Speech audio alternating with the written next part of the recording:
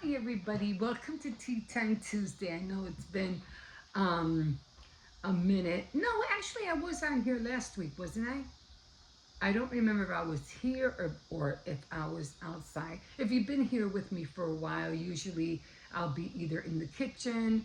It's been a long time since I've been on the bed because that's where I first started off doing Tea Time Tuesday was on my bed with all my trays, my wooden trays, and then I did it with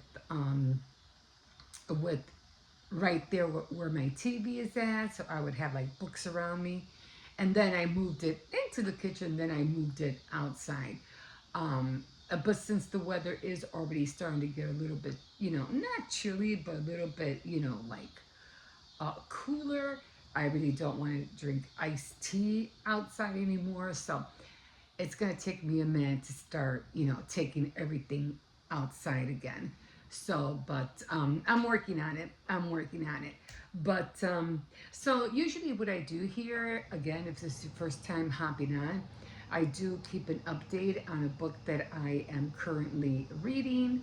And then I just give my little tips here and there how you can live a stress less life. I know with everything that's going on around the world right now, with you know, the president and the entertainment world, and it's just, you know, it's everything one side of the spectrum, and then it's another on the other side of the spectrum. It's totally something else, and we don't know right now if we're coming or going. So, and that could stress anybody out. So just know that just let it go. Let life do what it wants, because even though I know we're in it and we're seeing all the changes, it's our normal is not normal anymore. It has drastically changed, and we're all trying to figure everything out. Like, what do we do if this happens? What do we do if that happens? And where is this going to lead to? And how is it going to affect us? And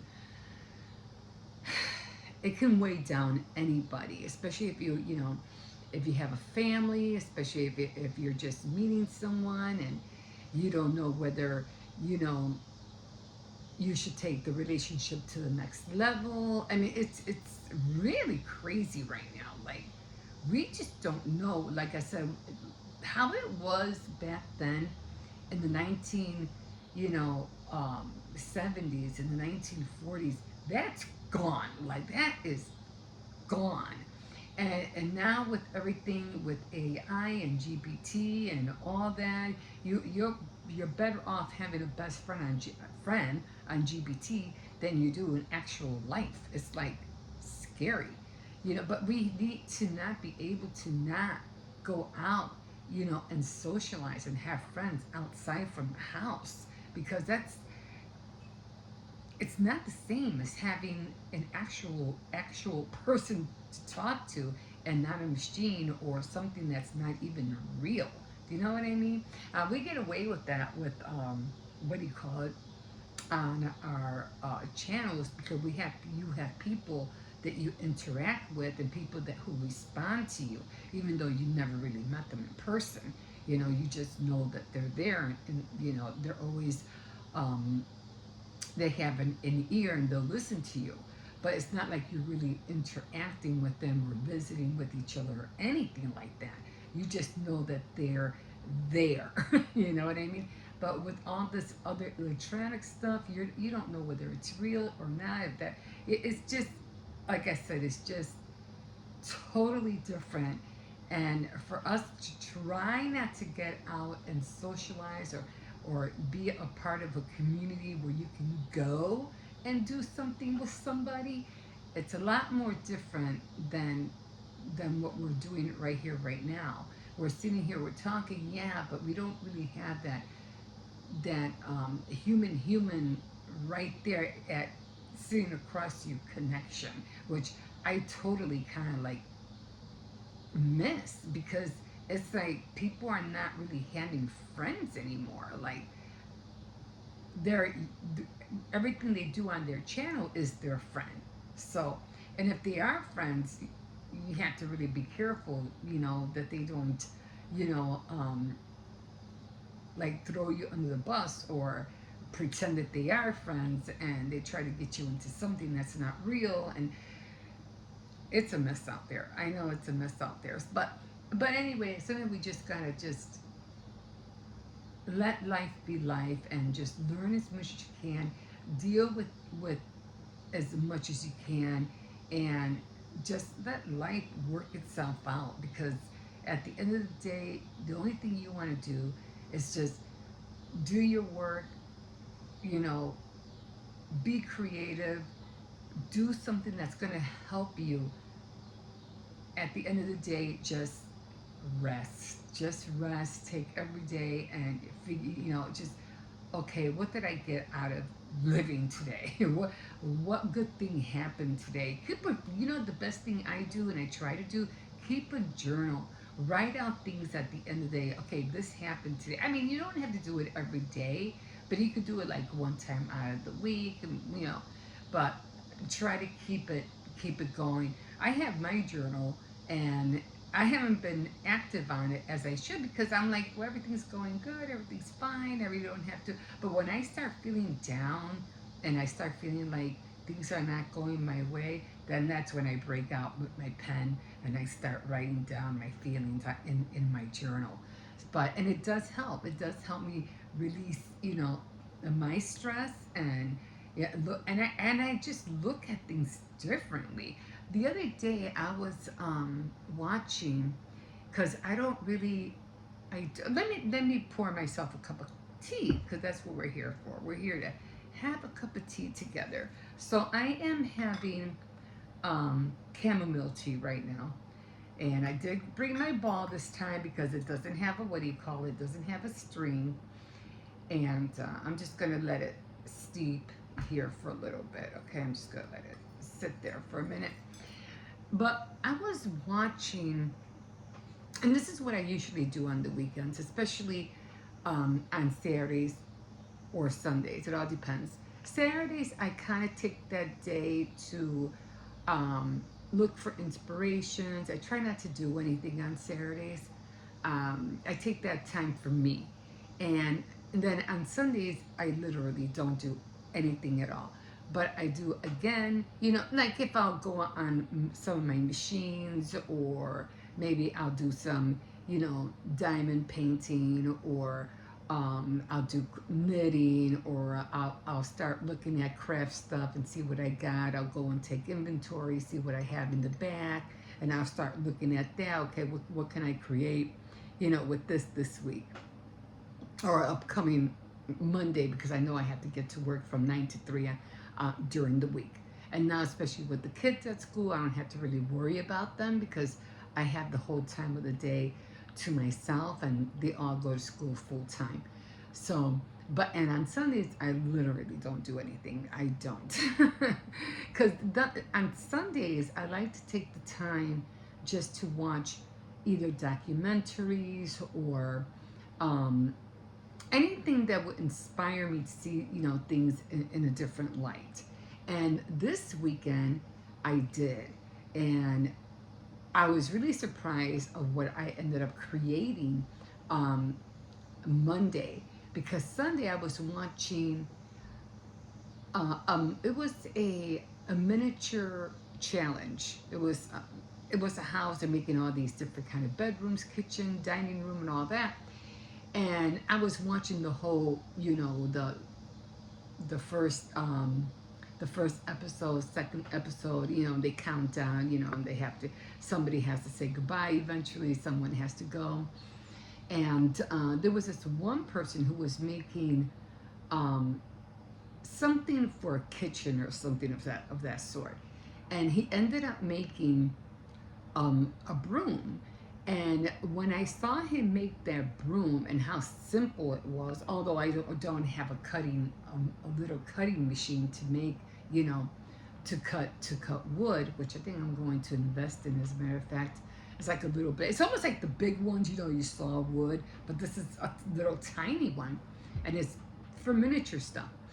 But when I saw him make that broom, I was like, And I was looking at my tier tray because I have a tier tray that I had made apple decorations for, because I couldn't find anything online that came close to what I was seeing in my head. So I did make a ladder, and I went, when I saw that broom, I said, "Oh my God, that would look great with my ladder." So as soon as I saw him put together that broom and how he did it, that same day I went to Dollar Tree and I went to go buy a wood toothbrush. And I already had the skewer, so I didn't have to worry about looking for any dowels of anything like that. So I, what do you call it, that the next day on Monday, I went to work at it. I cut it, I filed it, I got the, made the hole in it to put the stick inside, and it came out looking great. I was like, I'm all in. I gotta make this because it's gonna look awesome. It's gonna look awesome on my tier tray. So, yeah, I did it. It's those little things. It's those little things that get me going. And it's all because I saw something small on some channel who was being creative. Now these episodes I'm sure were done like maybe last year or whatever, but I'm just now seeing it. And I said, no, I got to make that. I have to make that. So sure enough, like I said, I ran to Dollar Tree. I went to go find it. And I was a little worried because I said, nah, they might not even have them. Because I do remember that, I think it was last year, they were showing how they had wood toothbrushes. And I remember that, and I was like, I wonder if they still have them. If not, I would just go for a regular, toothbrush and cut it and see what I can do. Because most toothbrushes are, they have plastic handles on them and not wood. But I remember somebody hauling wood toothbrushes. And I said, you know what? Let me give it a go. Let me run to Dollar Tree and see if they have it. And sure enough, they did. And I was like, yes! So happy when I saw it. I was so happy. And so I came home right away. The next day, I went to work with it, and it came out looking awesome because with the plastic toothbrushes, they have different colors. If you notice, they have, like white and red, or white, red, and blue. They have all these different greens on the bristles. But I just wanted black. I just wanted black, and they don't have that anymore. Not with the plastic ones, but with the wood ones, they are black. So I was like, perfect, perfect. And like I said, it came out looking really, really cute. So I was really happy that I was able to find that toothbrush. They had more, but I only needed one, and maybe I should pick up some more. I think I will pick up some more. But one thing I noticed about this ball with this, doesn't really steep the tea as well as I thought. Maybe it has to be deeper. I don't know, but it doesn't really, really get all the flavor out from the bag. So I don't know, but I'm using it anyway. I'm gonna use it anyway. I'm gonna put it right there. So, and I got an inspiration from that. And then I was watching, for some reason, there was a photographer, and he was giving interviews from people artists who lived in lofts. Now, these lofts were in New York City, in New York, and they were like really high up, and they had those back stairs, those, I don't know, I don't know what you call those back stairs. They're made out of iron. I forgot what you call them. They look like escalators, but they're all made of metal, and you could even drop them, so you can get down. I forgot what they're called, but that's where he was showing them. He was showing them, and he would pick every individual who lived in one of those lofts. And I don't know what it was, but when I was watching him and he was talking to the artists, how long they lived. Some have been lived there like for years, like for years, 40, maybe more than that, 50 years. They've been there like ever since like they were like 27 in their 30s, and that's all they did. And they loved being there because the space was just so spacious, and they were able to do everything and anything they wanted in there. And one of them I felt sorry for because she was there. It was a female. She was there for almost like for 40 years, 45 years or something. She was being evicted. And she felt really bad because it was her whole life, her whole, you know, artistic of all the work that she did was there. And some were jewelry. Most of them were paintings. I think most of them were all paintings, but I think she was the only one that was into making jewelry, and she was showing all the pieces and stuff like that. So it was very inspiring. Everything that they took, so I think one or two were into photography, and they were showing all the pieces, everything they did, and how they separate their studio from their living space, and it was just fascinating. I don't know what it was, but I ended up putting candles because I finished I had some oh my god, incense. I think I'm saying it wrong, but those little sticks you light up and it has like the little wooden stick. I forgot how you call them. And I was burning those because I had found a pack, and I had bought that pack like years ago. And because I was looking for something in my stash, and I said, I forgot I had it. Let me use them up. I've had them for a long time. Might as well use them up because I had found the little wooden panel too to stick the incense on. Incense. I can't pronounce it. But so I ended up finishing them, and I said, you know what? And now that I'm almost close to finishing them, because I had to look for candles, I bought out my little candle holder that you put, candle melts on, and you put the little tea can on the bottom, and it burns up the candle on the top, and it gives the aroma. And then I had another candle lit up too, and I don't know what it was, and then I was here by myself. Everybody was at work, and the kids were with their mom. So the only one I had here with me was Hippo, Polly. So yeah, we were the only two here. And I don't know, like some kind of aura, some kind of weird feeling just came over me from watching these artists in their homes, and it was a feeling I never felt before. A calmness, like if I was in my happy place, it was just such a strange feeling, and I've never gone through that. And I made breakfast for Hippo, and he wanted pancakes and bacon. So I made him his chocolate chip pancakes. That's his go-to breakfast. And then I made myself almost like a sausage and egg biscuits. Like the one that you get at McDonald's with the sausage and egg and the cheese. And I made one of those for myself. And, I was just sitting here across, and we were just chilling. We were just talking. And it just seemed so surreal. Like everything was so peaceful. Everything was calm. I had the windows open. I was able to hear the birds like I'm hearing now. And it was just so serene, so quiet, so bliss. And like I said, I never felt that before. And it just like, it was almost as if I was feeling what those artists were feeling.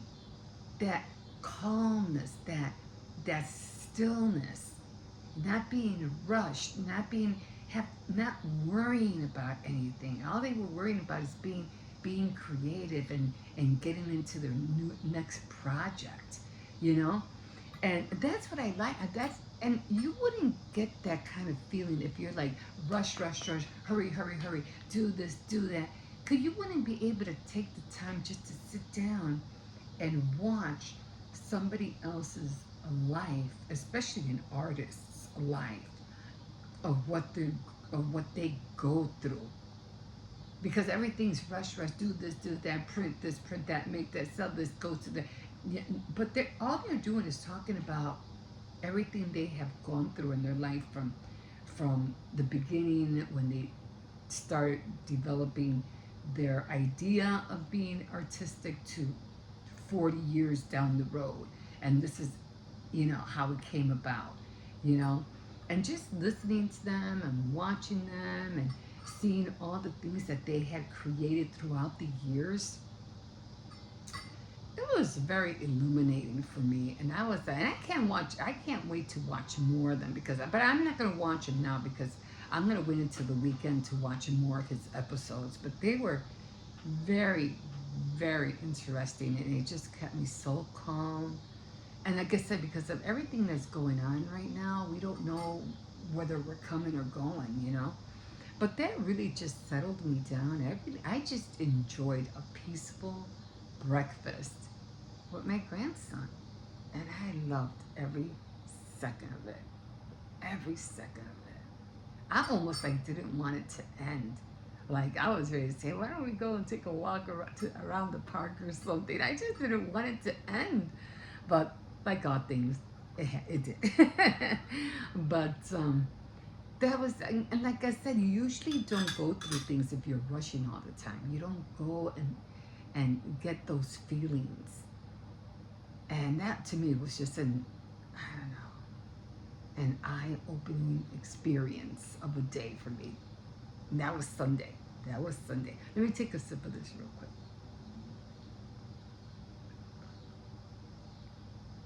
So I did end up baking. I ended up making a lot of cookies, a lot of chocolate chip cookies, and I ended up making because I made chocolate chip cookies and I made this chocolate chip muffins. Now I do want to get better into making muffins, and this one came out a little bit hard, I have to admit, but on the inside, that day, because I think I made them Saturday, and it's already Tuesday, so they might be just a little bit hard. But you know what? They are kind of a little bit hard. But when I first made them, they were kind of hard on the outside, but they were really soft on the inside.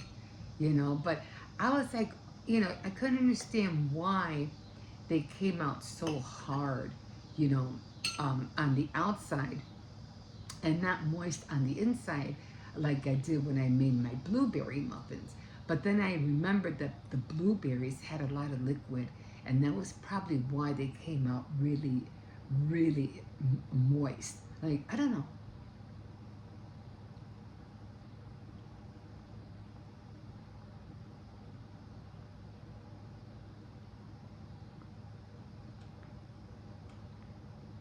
But,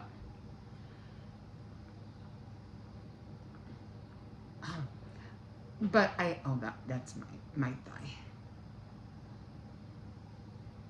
I get a pinched nerve on my thigh, and it like literally burns, like literally burns. I feel like someone just put like I just got tased on my thigh. Oh, it hurts. It hurts a lot. Anyway, um, yeah, it is a little bit dry.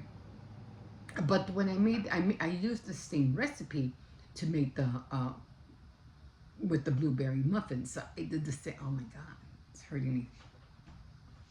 Okay, like I feel like I just got tased with something.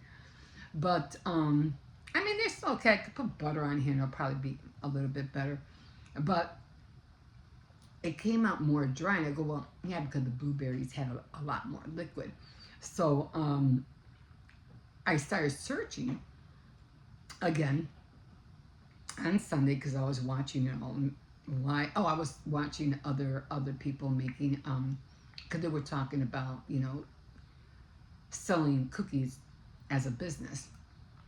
And so I was watching a little bit of that. Go, wait a minute, let me find out. Let me see they how they make their chocolate chip muffins. So I started watching some tutorials on that, and I noticed that what they did, because some of theirs came out really good, and they used buttermilk. And I said, okay, so next time I make something that's going to be dry, I got to make sure I put more liquid or more moisture in the what do you call it, in the batter, because although when I first made it, it was good. It was nice and moist inside, but it was kind of like a little hard on the outside. I said,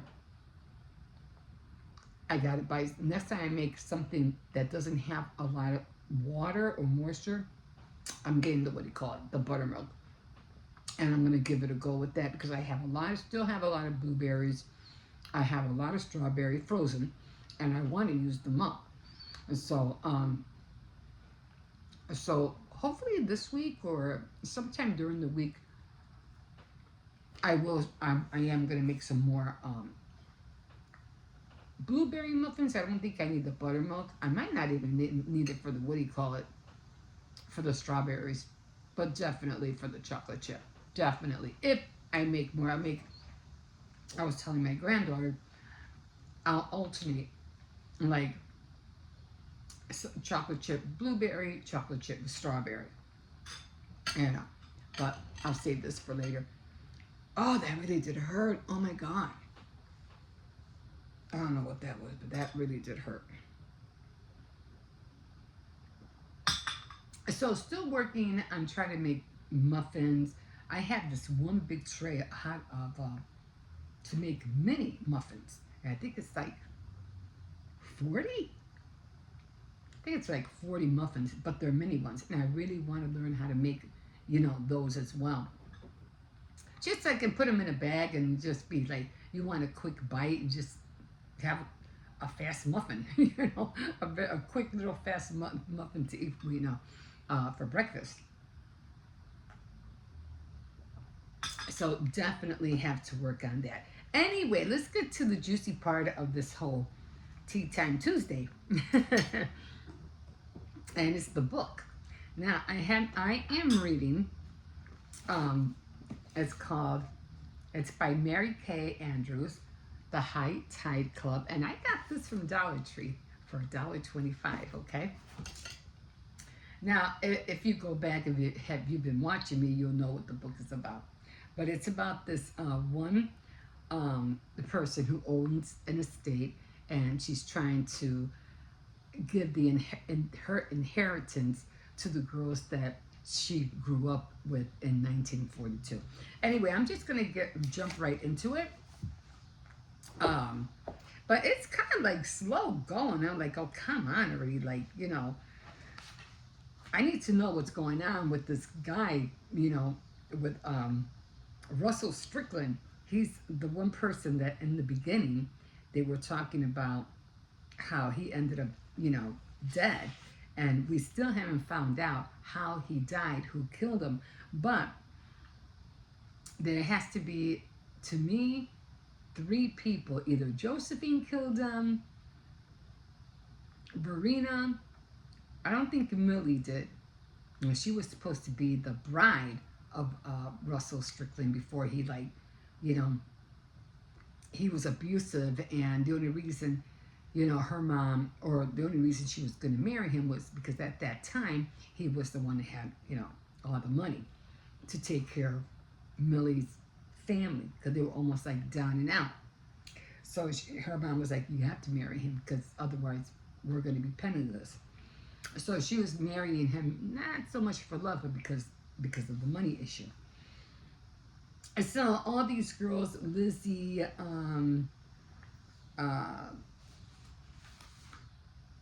Felicia, and Brooke, who is the lawyer, she's the one who's taking care of all the legal stuff for Josephine. Plus Gabe, he's a friend that she was kind of like confiding in because she's like, well, I can't really take on this case because my mom is kind of like part of that inheritance, so it's kind of like conflicting. So she can't really do it. So she asked her friend, an attorney, a colleague, if he would help her out. And that's where it gets a little bit tricky here because it's like now they're having a thing, and it's like, where is this book going to? It's like really driving me crazy. So we ended up leaving where Charles Charles D. He's like a helper who was around the estate for Josephine Warwick. She was the one who was the owner of the whole island, and but now Charles is saying that he was the heir of Josephine, and if anybody should get the inheritance, it's him. So now they're trying to, yeah, well, can you prove it? Where's the proof that you are who you say you are? And then there's the cousins who were Dor. Who were the cousins? The cousins were Dorcas and Delphine, and the only reason they found out, and they're already up there in their elder years too, is because they saw it in the paper and they were like, no, we're getting that inheritance. But because Charles found out that they were in town and were doing their own investigation, he's like, no, I'm the sole heir. I'm Josephine's son. But again, they can't prove it. So we are at a crossroads here, and they're doing Felicia and Brooke and Lizette, not Lizette, what was her name?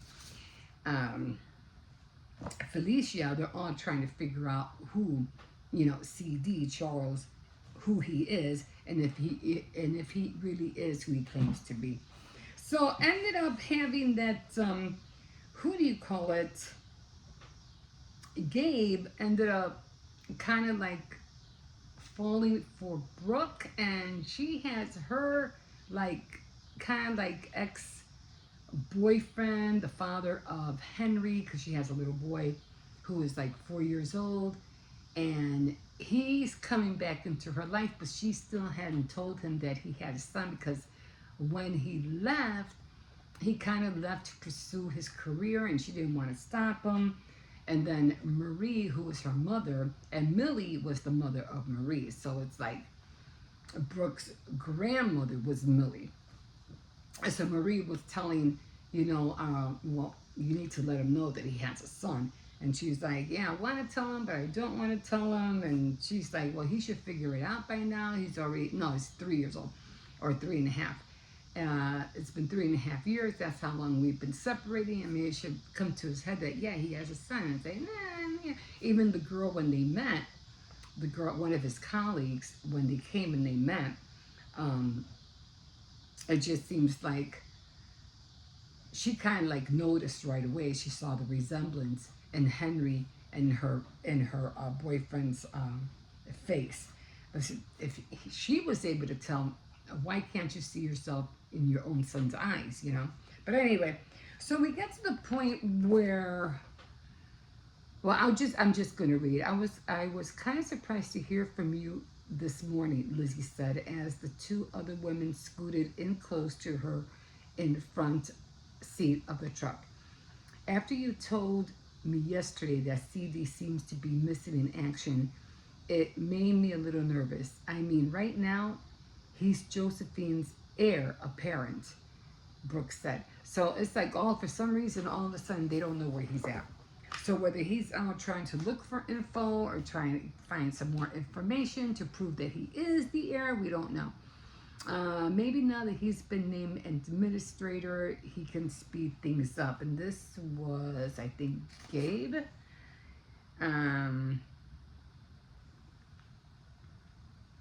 Yeah. We're waiting on the sheriff to release the body, Brooke said. I'll ask Gabe when I see him tonight, because they're supposed to be going on a date. And maybe now that he's been named administrator, he can speed things up. Oh, you're meeting Gabe tonight? Lizzie asked, nudging Felicia like, hey. And she's like, yeah, you guys are acting like kids. Yeah, we're just gonna go out and, for a night, whatever. No big thing. I find it hard to picture Josephine on a motor scooter. Brooke said, does anybody know where CD was headed when he went to the mainland? He told Shug he was going shopping for a new boat, so he'd probably be ready to buy it when his inheritance from Josephine comes through. So I guess he's really like hands down. I know I'm getting the money, so I'm gonna start looking, for a boat. Lizzie grasped one of the barn doors and rusted hinges squealed protest. Inside it was a dim and relatively cool and smelled of mildew and mouse dripping. So they came across this shed um, around the estate where Josephine house was at, and I guess that's where Charles was staying. And so a mouse droppings, four shadowy hulks were shrouded by dusty tarps. She walked over to the car at the end and yanked off the cover to reveal a gleaming vintage roadster. This was the last car Gardner owned, and we know Josephine worshipped him and this car, because that was the car they used to go to the mermaid oh, what's it called, mermaid beach, and they would all go over there, drink, skinny dip and everything, and she would use her brother's roaster to go do that. So she was kind of like always stealing his car. So, and they were surprised to still see it there. So it was still there, and it was covered under a lot of tarp. So Brooke carefully returned to the dust cover to the roaster. How far is CD's place from here? Just a little ways, Lucy said. It used to be a chauffeur's house. Oh, so it must have been like a garage or something like that. So that's where he was staying. He was staying at a chauffeur's house. Lucy rattled the door, locked. It's locked. She took a step backwards and lifted the edge of the doormat, gleaming. She extracted a large brass skeleton key, which she found into the which she skeleton key which she fit into the lock. So in other words, they kind of like, you know, not broken, but kind of like overstepped their how would you call it, trespassing? Yeah, their bounds. They got into his house without permission. Technically, it's not. Oh, stop! You can't break into the man's house. Technically, it's not his house. Lorette said he doesn't even pay rent. Josephine just let him stay here as part of as part of the job. Um, Also, he could actually be here, hurt or passed out or something. So really, this is a welfare check. So they're trying to see whether he's on the premises or not. So they're looking, should we get out of here? Because they're kind of scared that he might be on his way or something like that, and they'll get caught. And then, who knows what trouble they can get into. The sofa in 1940s relic had worn maroon tuft upholstery, and another old flooring ashtray was perched on the arm. The glass top coffee table was part of an old raw iron patio set. It was littered with file folders and photocopied news clippings. So, yeah, eventually he was looking for stuff. We should get out of here. This doesn't feel right. Felicia perched on the edge of the sofa and began sifting through the papers. He looks like he's been reading up on Josephine and the Bentendorfs. Look, and the Bentendorfs, look at all this stuff. So yeah, he was doing his own digging. Um, okay, so but she looked into the drawer. There was this drawer that she was pulling stuff out of, which held balled up crew socks and folded stack of worn-looking white cotton briefs that had been pushed aside. An empty leather binocular case lays on top of the briefs, and besides them was a half-empty cardboard box of bullets.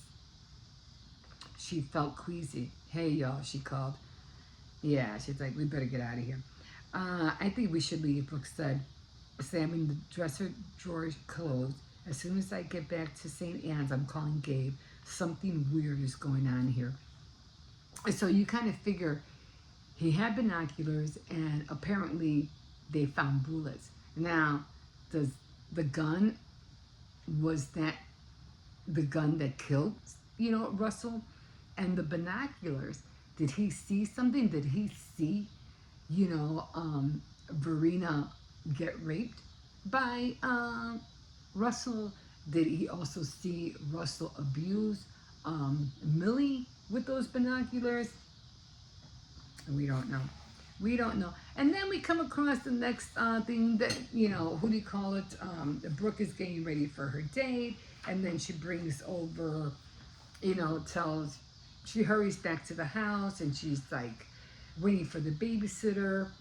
And she kind of like sees her come in, and she's like, oh, okay, you're here. And she opens the door. I'm glad you came. Sorry I'm late, blah, blah, blah.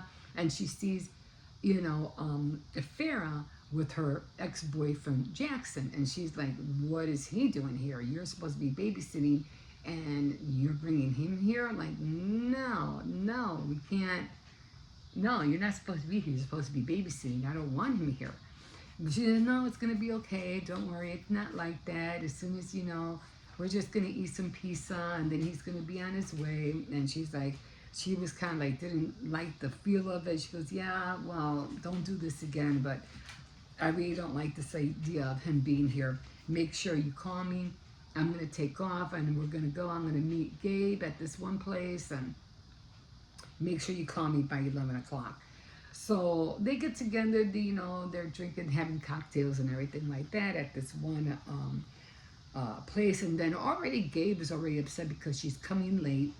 And he's like really upset, like, oh, really? Like, now we can't even have cocktails. Like, man, dude's getting upset and it's just their first date, So that was kind of like a little off.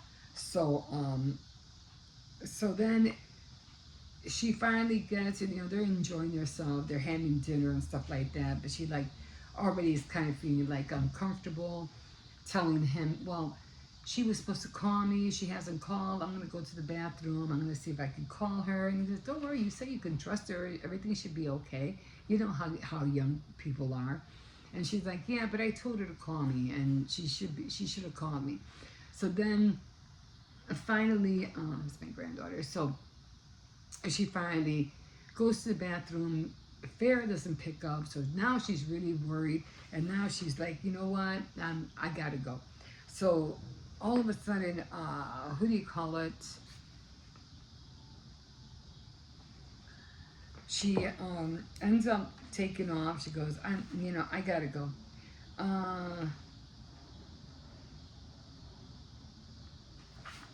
And who do you call it? Gabe ends up, so she goes home and she takes off without, who do you call it, even noticing. She just takes off. And he's like, where'd you go? And she goes, I'm sorry, I had to leave, I had to go home. And she said, checking her phone, she saw that she had no missed calls. And she's like, damn it, Farah, because she's not picking up. Come on, Gabe. The band. Come on, Gabe said, taking her hand. The band will be picking up pretty soon. Now, there was just something that he said to her that kind of upset her, and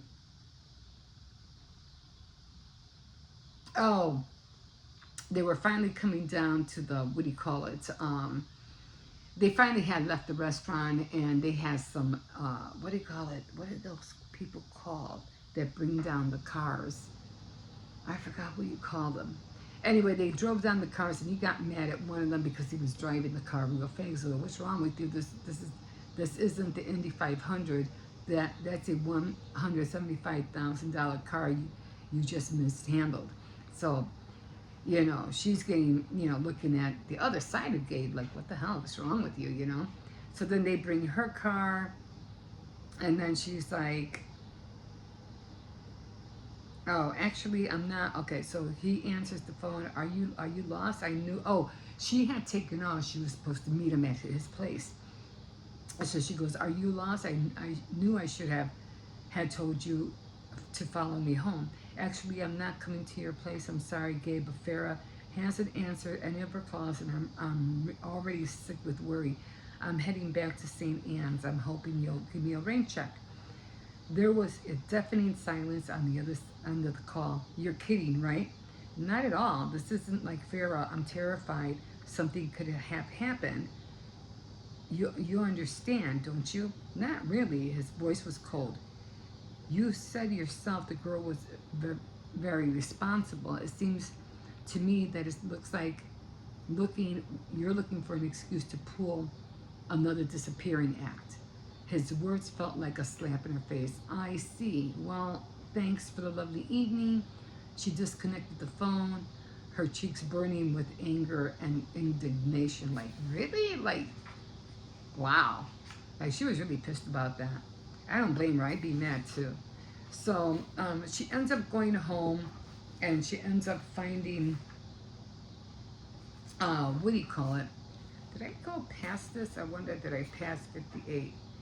So she ends up going home and she finds Henry asleep in the house, but she also finds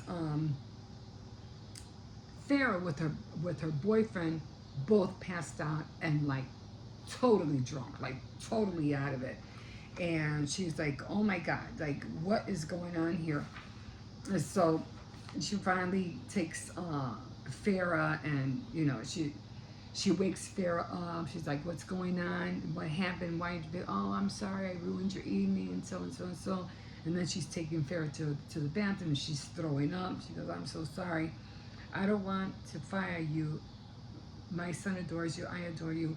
Or I did until I drove back here like a maniac last night after you didn't call, only to find you and Jackson passed out on the sofa. Brooke immediately mentally replayed Gabe's cutting remarks about her pulling another disappearing act. It hurts. It hurts as much now as it had when he said it to her last night. So now she's like, really, like, I don't know, like for him to say such a thing to her, and knowing that she has to be a mother, first before she could be a, what do you call it, some kind of fling or date or whatever to Gabe, and for him to not to have seen that, it's like I would have been pissed too. Like, what the heck? But maybe now she's seeing the other side of Gabe, and who knows? Maybe she won't end up being with him, and she'll end up going back with the father of her son. As far as Jackson and Farah are concerned, I think she's like, that's it. Him coming there almost cost her job. But yeah, but we still don't know what's going on with Russell Strickland. We don't know what's going on. It's just seems like they're just dragging, and that's how I see some writers. That's how I see them do things. They just drag things out, and you just never. What the hell is this? Oh. They just drag things out until they don't know what else to put in there. I mean, I know they have to make every character that they're writing about have some kind of part in it, but get to the point. Like, oh my God, like, for Christ's sake. But anyway, that's where I left off, and we'll see what happens in the new next chapters. Again, this is what I've read so far, and this is all I have left right here. So getting there slowly but surely. Getting there. Anyway, guys, I'm going to leave you here because I didn't know I was already 49 minutes in. So I got other things to do, and I'm going to read up on this tonight. I'm going to try to see if I can, squeeze in at least 2 or 3 more chapters in here, and try to finish this book already, because I'm ready for another one. I'm ready for a new book. And I'm definitely going to work on these muffins and more chocolate chip cookies, because they came out good. They came out pretty soft. So, but I want to get into making more cookies as well. Okay, guys, I'm going to leave you here and have a great night. And we will see you next time on Tea Time Tuesday. Bye.